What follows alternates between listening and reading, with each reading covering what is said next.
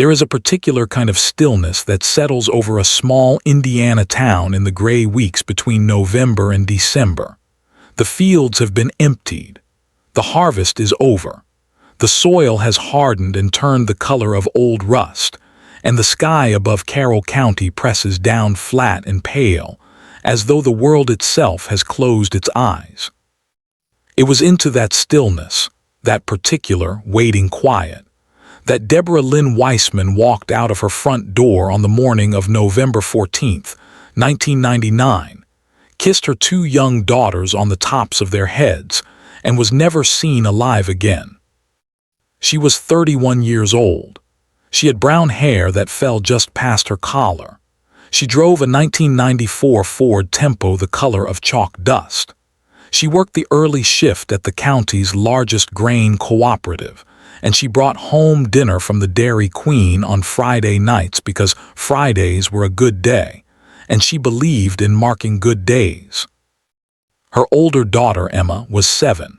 Her younger daughter, Claire, was 4. By the time those two little girls were collected from school that afternoon, their mother had been missing for 8 hours.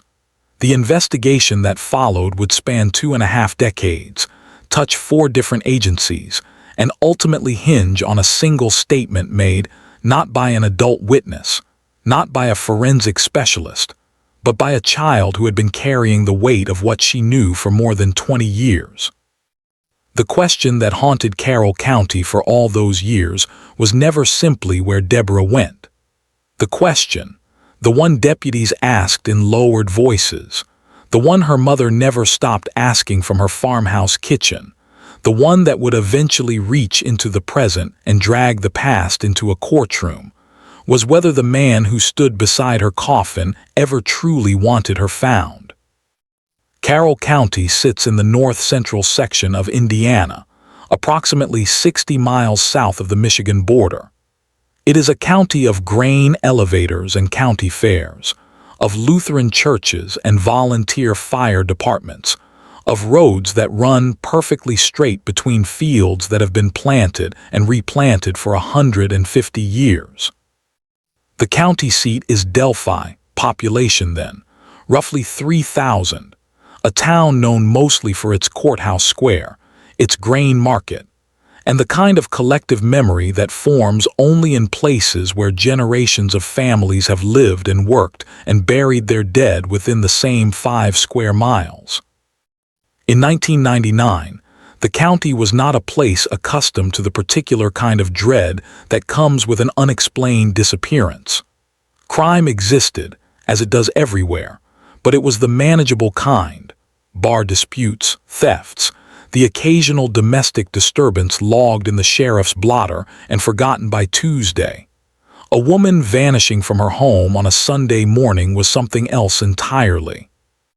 It was the kind of thing that existed in other places, on televisions in living rooms, not here, not in the flat, quiet land where everyone knew the color of your truck. Deborah Lynn Wiseman was born Deborah Lynn Cossey in 1968, the second of 3 daughters to Franklin and Norma Cossey of rural Delphi. She had attended Carroll Junior-Senior High School, where she was remembered by her English teacher, Mrs. Elaine Hornsby, as a girl with a particular gift for written language and a laugh that arrived without warning. After school, she had worked at the grain co-op, met her husband, Randy Wiseman, at a Labor Day bonfire in 1989, and married him 14 months later in the First Baptist Church on Washington Street. The marriage had produced their 2 daughters, and by 1999, what those who knew the couple described only as tension. Randy Wiseman was 34 years old in 1999. He worked as a diesel mechanic for a farm equipment dealer south of Delphi, a job he had held for 9 years. He was a quiet man in the way that certain men in certain places are described as quiet, which is to say that he kept his interior life firmly interior, that he answered questions with the minimum number of words required, and that the people who worked alongside him for years found that they did not know him well. He kept a meticulous truck. He kept a neat garage. He arrived on time and left on time. The Sunday morning of November 14th, 1999, dawned at approximately 6:47 a.m. under a low, iron-colored sky. The temperature at Purdue Cooperative Extension's weather station in Carroll County registered 29 degrees Fahrenheit at 7:00 a.m. There was no wind. A thin rime of frost covered the grass in front of the Wiseman house at 4114 County Road 300 North, a pale yellow single-story ranch sitting back from the road, behind a row of spruce trees that Deborah's father had helped Randy plant the summer after Emma was born. According to Randy Wiseman's initial statement to the Carroll County Sheriff's Department, delivered that same evening, the morning had proceeded in the following way. He and Deborah had eaten breakfast together. He believed it was cereal, though he was uncertain. The girls had been up since around 7. Deborah had received a phone call around 8:30, though Randy could not say from whom. She had appeared, in his words, normal. At approximately 9:15, she had put on her coat, a brown barn coat with a fleece lining, gathered her purse, told the girls she would be back before lunch, and walked to the car. Randy said he had watched through the kitchen window as she backed down the driveway and turned south on County Road 300 North. He said he did not watch which direction she turned. He said he did not ask where she was going. He said he was not worried until the girls went down for a nap, and she still had not come home. The swing set in the backyard hung still. The small yellow toy truck that belonged to Claire sat on its side near the back step, exactly where it had been since the previous evening. The spruce trees stood motionless in the windless cold. Everything in the yard was exactly where it should have been, and none of it would ever be quite right again. Randy Wiseman called the Carroll County Sheriff's Department at 4:47 p.m. to report his wife missing. The responding deputy, Glenn Farley, arrived at 4114 County Road 300 North at 5:11 p.m. In the notes from that initial call, preserved in the case file, Deputy Farley recorded a single observation that would return to investigators many times over the following years. He wrote, "Husband calm, daughters in kitchen eating crackers."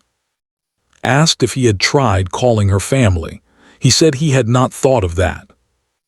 Deborah's Ford Tempo, the chalk-colored 1994 sedan with a crack in the passenger side mirror, and a bumper sticker from Emma's school reading proud Carroll County Tiger, would be found at 6:22 a.m. the following morning, Monday, November 15th, by a grain truck operator named Dale Hoskins. The car was parked on the gravel shoulder of State Road 421, roughly 4.3 miles from the Wiseman house, in a location with no obvious reason for stopping. The engine was off. The doors were locked. The purse was gone. Deborah's reading glasses, wire-framed, slightly bent at the left hinge, lay in the passenger seat. She never went anywhere without those glasses. Within 48 hours of the car's discovery, the Carroll County Sheriff's Department had organized a search operation that included 36 volunteers, 2 cadaver-trained search dogs brought in from Tippecanoe County, and a ground sweep of the fields and drainage ditches within a 2-mile radius of where the Ford Tempo had been left. The Indiana State Police sent 2 investigators to assist. The local television station out of Lafayette ran the story on its Monday evening broadcast. By Tuesday morning, the parking lot of the Carroll County Fairgrounds, designated as a staging area, held more than 60 people, bundled against the cold, waiting to be assigned a search quadrant. The community response was exactly what one would expect from a place like Delphi in 1999. Women from Deborah's church showed up with thermoses of coffee and foil-wrapped sandwiches. Men from the grain co-op, where she worked, organized their own informal sweep of the field south of State Road 421. The elementary school principal sent a note home to parents. Deborah's mother, Norma Causey, sat at the Carroll County Sheriff's Office for 11 hours straight, asking questions and receiving very few answers. Randy Wiseman did not join the search on Monday. His neighbor would later recount in his garage. Those who knew him said this was not entirely out of character. He was a man who processed things quietly, internally, in his own way. But those who had watched him carefully in the hours since Deborah's disappearance had begun to notice other things. Deputy Farley would later testify that, when he had returned to the Wiseman house on Monday morning to collect additional details for his report, Randy had asked whether investigators had found anything in the car.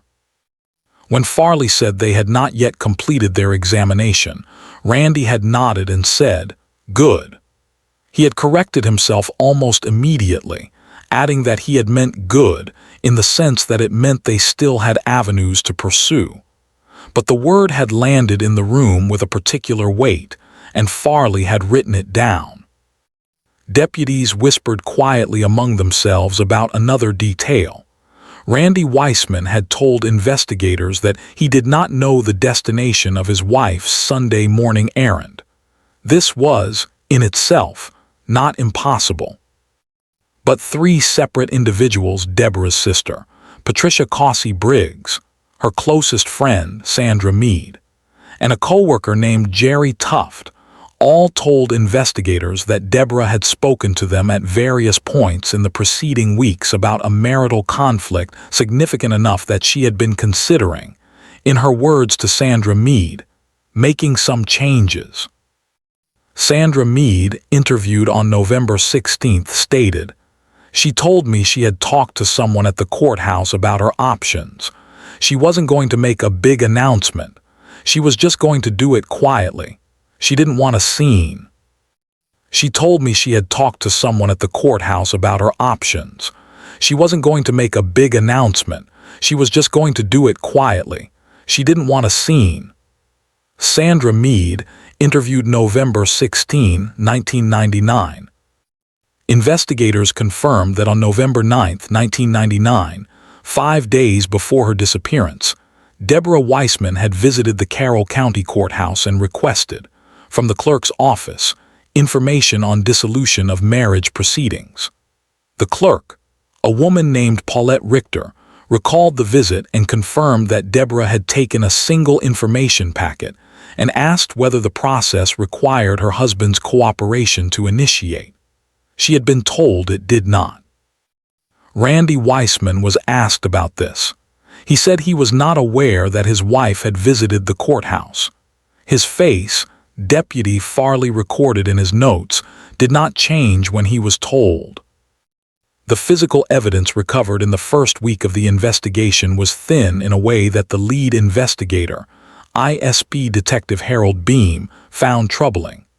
The Ford Tempo had been processed, and what was found inside was consistent with normal daily use: receipts, a child's hair tie, a half-empty bottle of antacids, a library book 2 weeks overdue.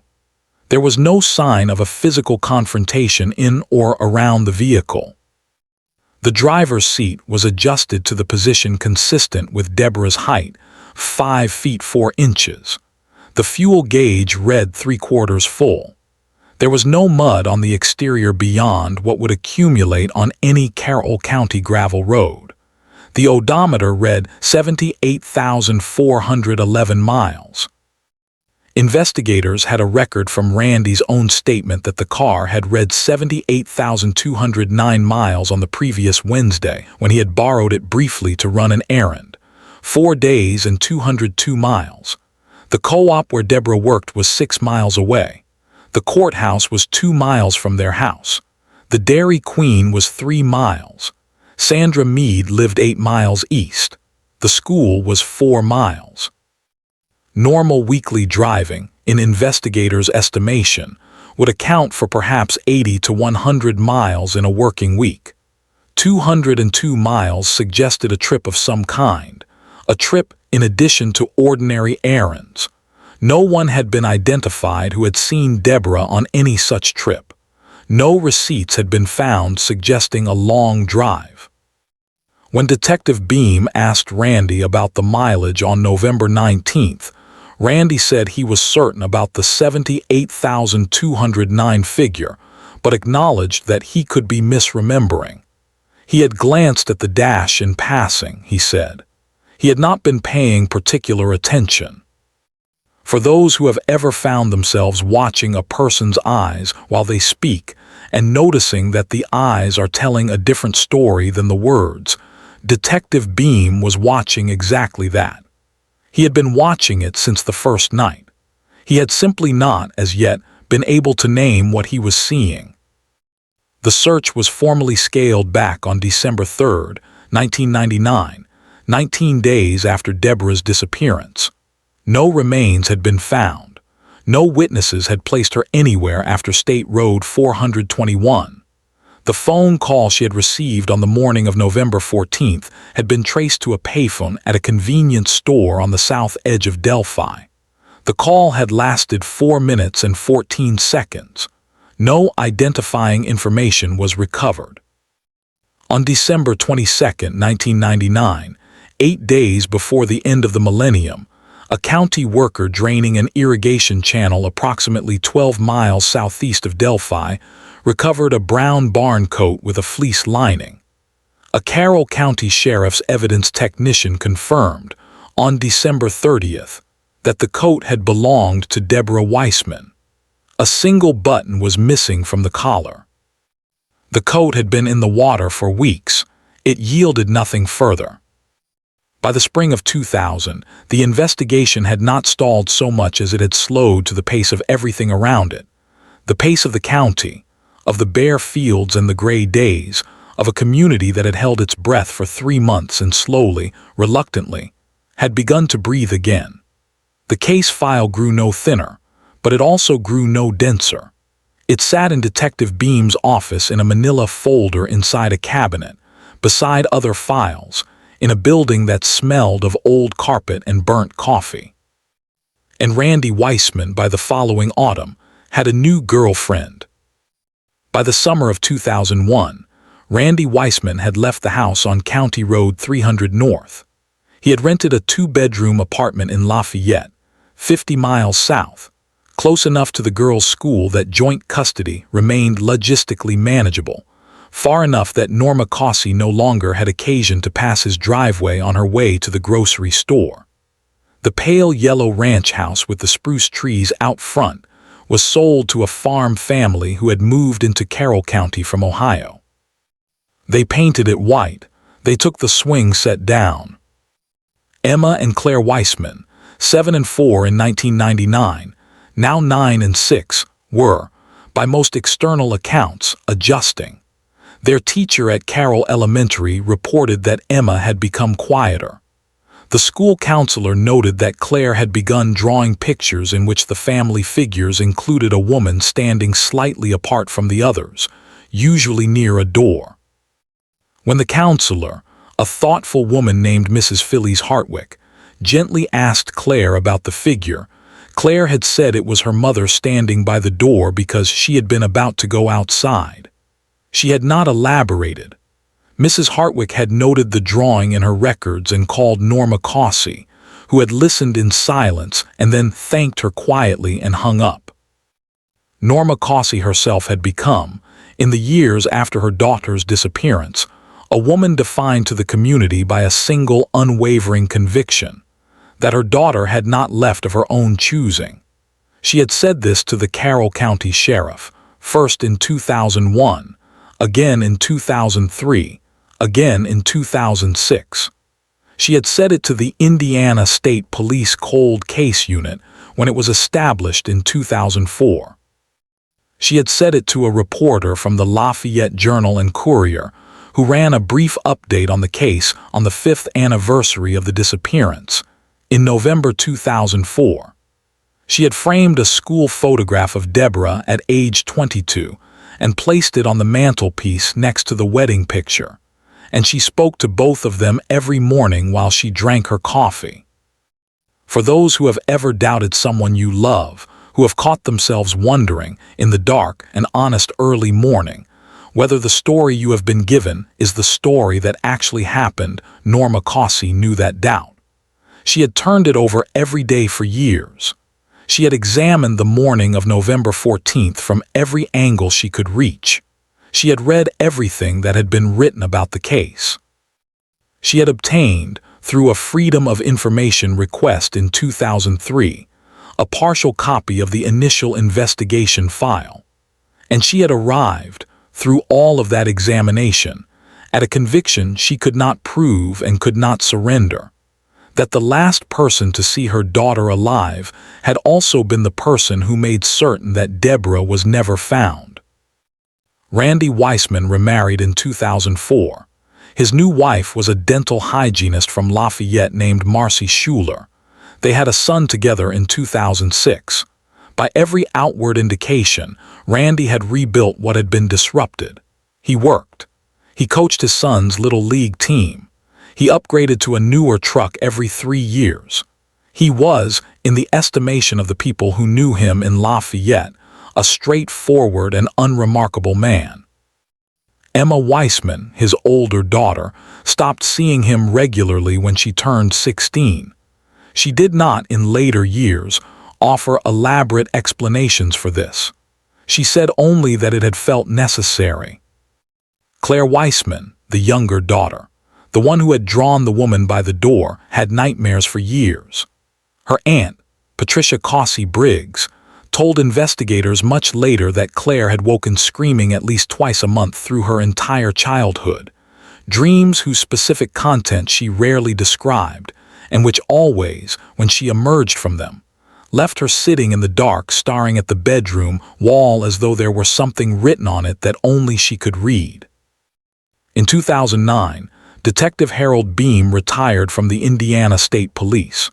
Before he left, he sat with the Wiseman case file for an afternoon and wrote a 4-page summary memo.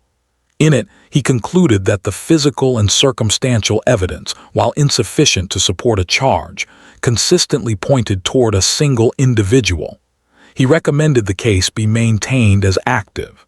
He wrote in his final line, "The silence in this case is not the silence of an absence.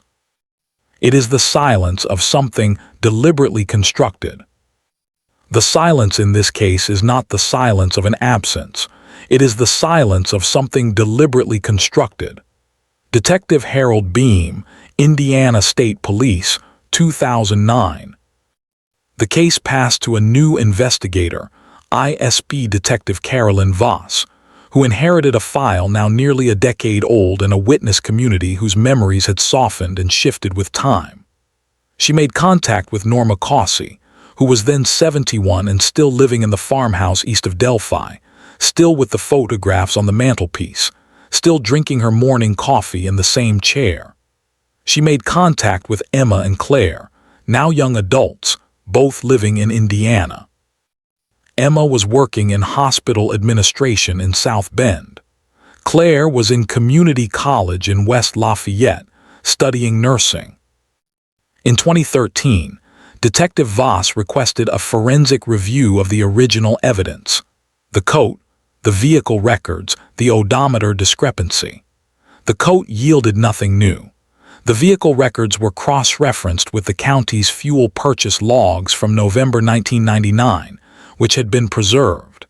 There was no fuel purchase associated with the Ford Tempo's account in the week prior to the disappearance that would account for the additional mileage.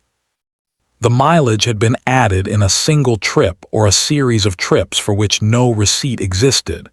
No fuel was purchased, and no witness could be identified. In 2015, Randy Wiseman was interviewed for the 4th time. He was 50 years old.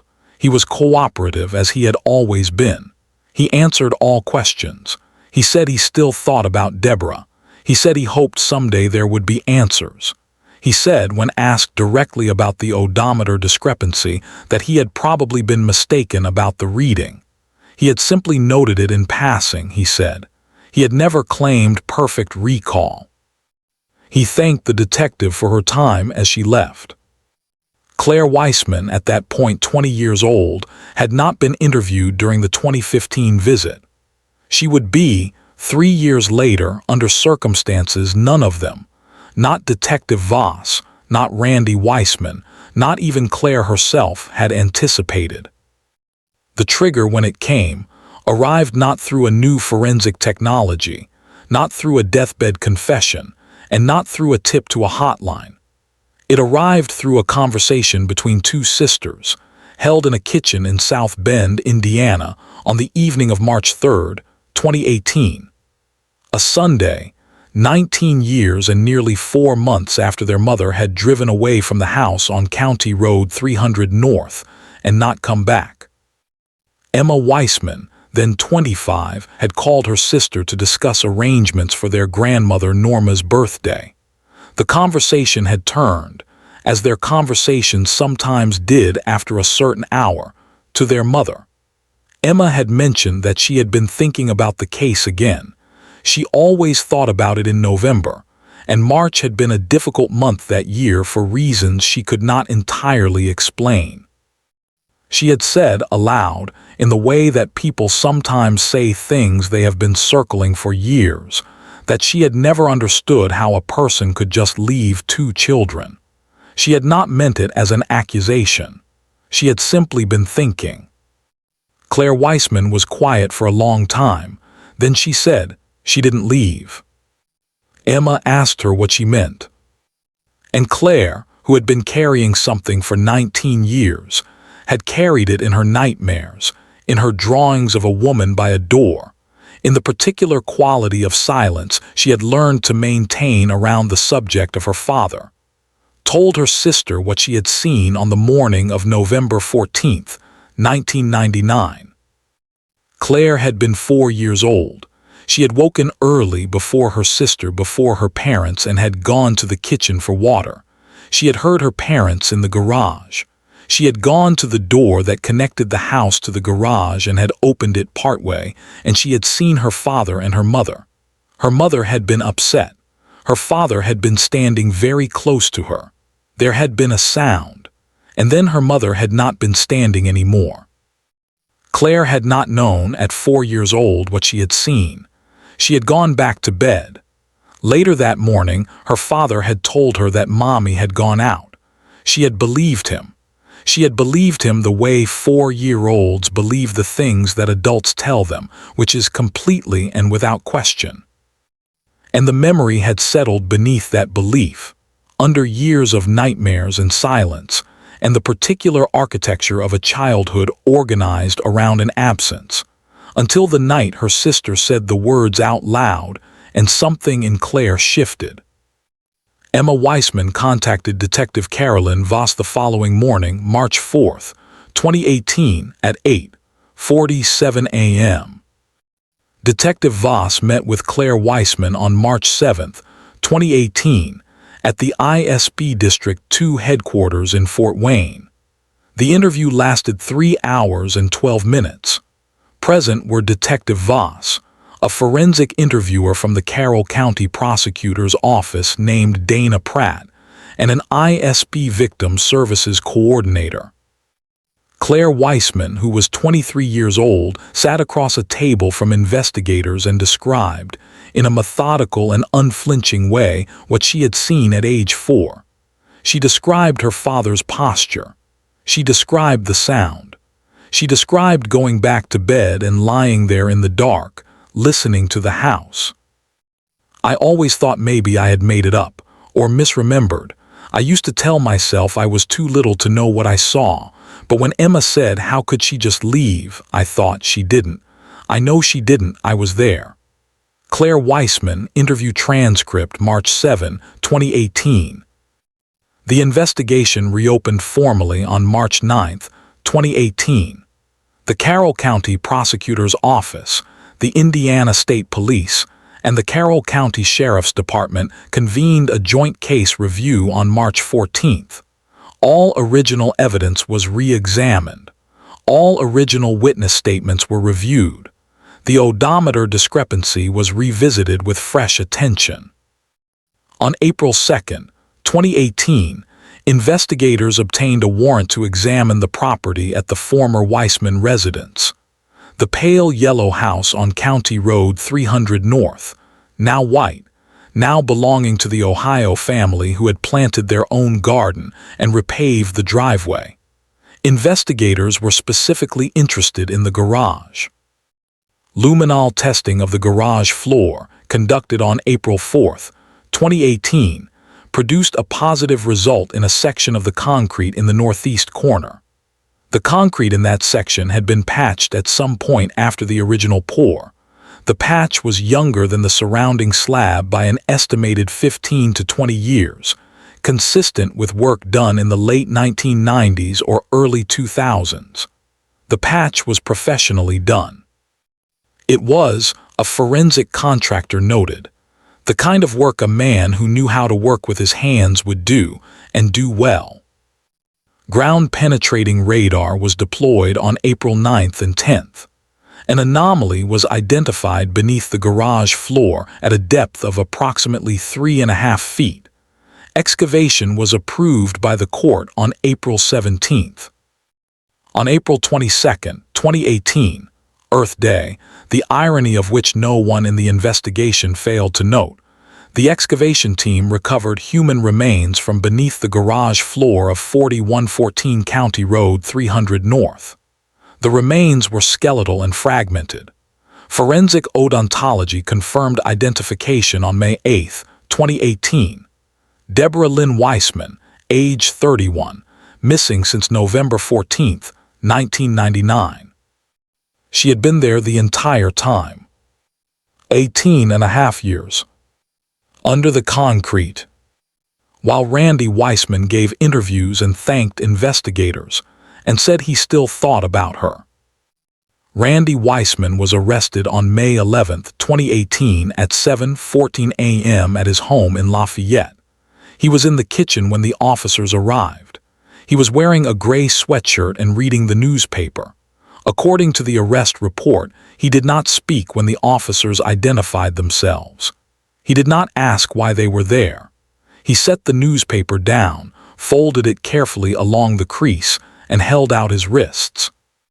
That gesture, its precision, its tidiness, its absolute absence of surprise, was noted by the arresting officer, Sergeant Thomas Ray, in his report. He wrote, "Subject offered no resistance. Subject did not ask why he was being taken.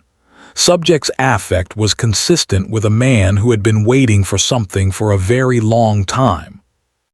The arrest made state and national news within hours. By midday on May 11th, the Carroll County courthouse had been surrounded by news vans. The Lafayette Journal and Courier ran the story on its website at 11:48.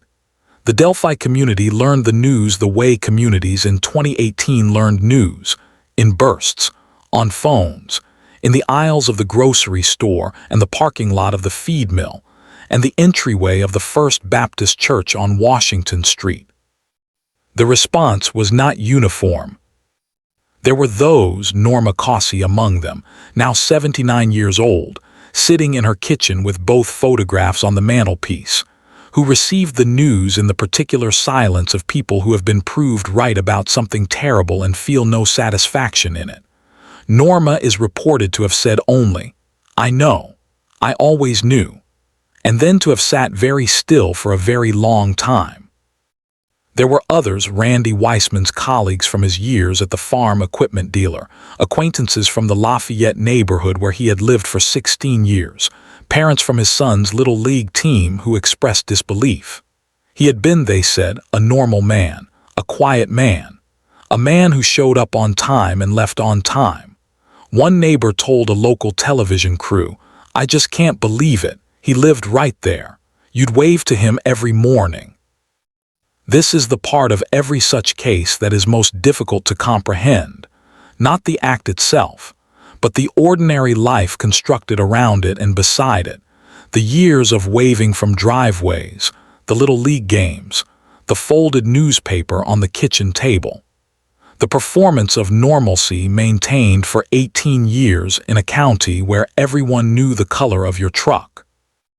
Randy Wiseman was charged with Level 1 felony murder, Level 1 felony voluntary manslaughter, and interference with the discovery of a body, under Indiana Code provisions applicable at the time of the offense. His attorney, a defense lawyer from Indianapolis named Gregor Havorson, entered a not guilty plea at the initial hearing on May 14, 2018. Bond was set at $1 million. It was not posted. The preliminary hearing, held in Carroll Circuit Court on June 12, 2018, drew a courtroom packed to capacity. Emma Weissman sat in the second row. Claire Weissman sat beside her. They were described by court observers as composed and still and almost identical in the particular angle with which they held their faces, both of them looking directly forward, toward the front of the room, as though they had been looking forward for a very long time. Randy Wiseman sat at the defense table with his hands folded. He looked, more than one observer noted, exactly as he had always looked, composed, present, giving away nothing. The Carroll County prosecutor, reviewing the testimony, the physical evidence and the forensic findings, stated that the evidence was, in her estimation, comprehensive. The luminol results, the ground-penetrating radar anomaly, the excavation findings, the forensic identification, and Claire Weissman's testimony together constituted a case she described to the court as a quarter-century of patient and methodical work arriving at a truth that was always there, buried just below the surface, waiting. In November 2019, 20 years to the month from Deborah's disappearance, Randy Wiseman accepted a plea agreement. He pleaded guilty to voluntary manslaughter and interference with the discovery of a body. He was sentenced to 40 years in the Indiana Department of Correction, with the possibility of review after 30. He made no statement at sentencing. He was 54 years old. Norma Causey, who had attended every hearing, was present at the sentencing. She had brought both photographs. The case of Deborah Lynn Wiseman is, in the end, a story about the particular stubbornness of truth, about the way it persists underground, in the dark, in the memories of children too young to fully understand what they witnessed, in the careful notes of investigators who retired before the answers arrived, in the unwavering certainty of a mother in a farmhouse who kept 2 photographs on her mantelpiece for 19 years and every morning drank her coffee in their company. It is a story about the cost of silence, the silence that fell over that house on County Road 300 North after November 14, 1999. The silence that Randy Wiseman maintained through 4 investigations, through 2 remarriages, through 16 years in a different city, through the childhood of 2 daughters who grew up without their mother, was not the natural silence of grief. It was a manufactured thing, built and maintained with the same careful craftsmanship that had gone into the concrete patch in the northeast corner of a garage. And like that patch, it held for longer than it should have. It held until a Sunday night in March, 19 years later, when 2 sisters talked in a kitchen in South Bend, and one of them finally said the words she had been holding since she was 4 years old. Emma and Claire Weissman had spent their entire childhoods without their mother. They had grown up alongside the official absence, the missing woman, the unsolved case, the father who had watched through the kitchen window as she backed out of the driveway and claimed not to know where she was going. They had attended their grandmother's farmhouse Christmases, had passed the pale yellow house that had been painted white, had learned to hold the question of their mother's fate in a particular compartment of their lives, airtight and necessary. And Claire, the smaller one, the one who had drawn the woman standing by the door, she had been carrying knowledge she did not fully know she had, the way a body carries things it never asked to carry, the way soil carries what is buried in it. The Carroll County Cold Case Unit used the Wiseman investigation to develop a new protocol for reviewing unsolved disappearances, in which intimate partners had been identified as persons of interest, but insufficient evidence had precluded charges at the time. Detective Voss, who had shepherded the reopened investigation to its conclusion, stated in a 2019 interview with the Indiana State Police Journal that the key factor in the case's resolution had not been any single piece of evidence but the accumulation of everything: the mileage discrepancy, the courthouse visit, the early composure, the absence of surprise. In cold cases, she said, you are often working in the negative space. You are asking what is missing, what was not done, what was not said. Silence has a shape. If you learn to read it, it tells you almost as much as testimony. For the investigators who had worked the case in its original form, Deputy Glenn Farley, long retired to a small property south of Delphi, the late Detective Harold Beam, whose 2009 memo had proved more prescient than even he could have known, the resolution arrived as a kind of complicated relief. Farley, interviewed by the Lafayette Journal and Courier in May 2018, said he had thought about the case at least once a week for 19 years. He said the word Randy had used that Monday morning, good, had stayed with him all that time. A man who didn't know where his wife was would have said nothing yet, or okay, or I see. He said good. And then he corrected himself. And I wrote it down. I always knew that word was going to matter someday. Norma Cossey passed away in April 2020, 17 months after the sentencing, in the farmhouse east of Delphi. She was 80 years old. She had lived long enough to see the conviction, long enough to know. On her mantelpiece, both photographs remained where they had always been. Deborah Lynn Wiseman was 31 years old. She had brown hair that fell just past her collar. She drove a chalk-colored car. She brought home Dairy Queen on Fridays because Fridays were good days, and she believed in marking good days. She had 2 daughters who carry her with them still. The swing hung still. The toy truck lay on its side. The soil of Carroll County knew the truth the whole time.